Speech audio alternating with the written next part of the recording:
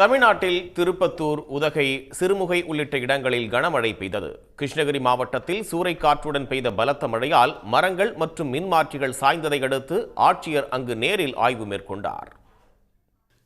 திருப்பத்தூர் மாவட்டம் நாற்றம்பள்ளி மற்றும் அதன் சுற்று வட்டார பகுதிகளான கோணப்பட்டு, வேட்டப்பட்டு, பங்களாமேடு உள்ளிட்ட இடங்களில் ஆலங்கட்டி மழை பெய்தது.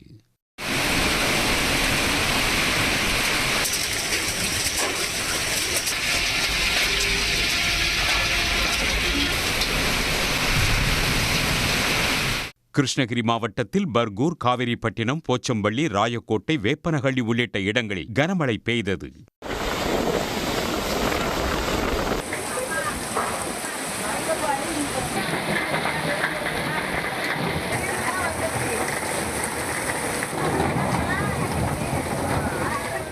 கிருஷ்ணகிரி நகர்ப்பகுதியில் சூறைக்காற்றுடன் பெய்த பலத்த மழையால் பழைய வீட்டு வசதி வாரிய குடியிருப்பு பகுதியில் 5க்கும் மேற்பட்ட மரங்கள் முறிந்து வீட்டின் மேற்கூரையில் சாய்ந்தன. மரம் சாய்ந்ததில் ஒரு கார் சேதமடைந்தது. மேலும் 3க்கும் மேற்பட்ட மின் மாற்றிகளும் சாய்ந்தன. கோவை மாவட்டம் சிறுமுகை சுற்றுவட்டார பகுதிகளில் சூறைக்காற்றுடன் மழை பெய்ததால் பல இடங்களில் மரங்கள் வேரோடு சாய்ந்து போக்குவரத்து பாதிக்கப்பட்டது. தீயணைப்புத் துறையினர் விரைந்து வந்து மரங்களை அப்புறப்படுத்தினர். நீலகிரி மாவட்டம் உதகை மற்றும் அதன் சுற்றுவட்டார பகுதிகளில் 1 மணி நேரத்திற்கு மேலாக கனமழை பெய்தது. இதனால் சுற்றுலா பயணிகள் ரம்மியமான சூழலை அனுபவித்து மகிழ்ந்தனர்.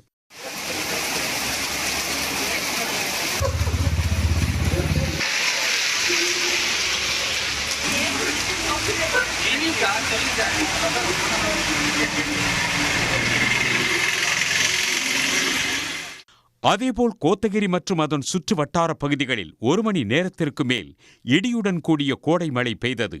அரவேணு, டானிங்டன், கட்டபெட்டு, ஒரசோலை, கோடநாடு உள்ளிட்ட இடங்களில் பெய்த கனமழையால் சுற்றுலா பயணிகள் மற்றும் உள்ளூர் மக்களின் இயல்பு வாழ்க்கை பாதிக்கப்பட்டது.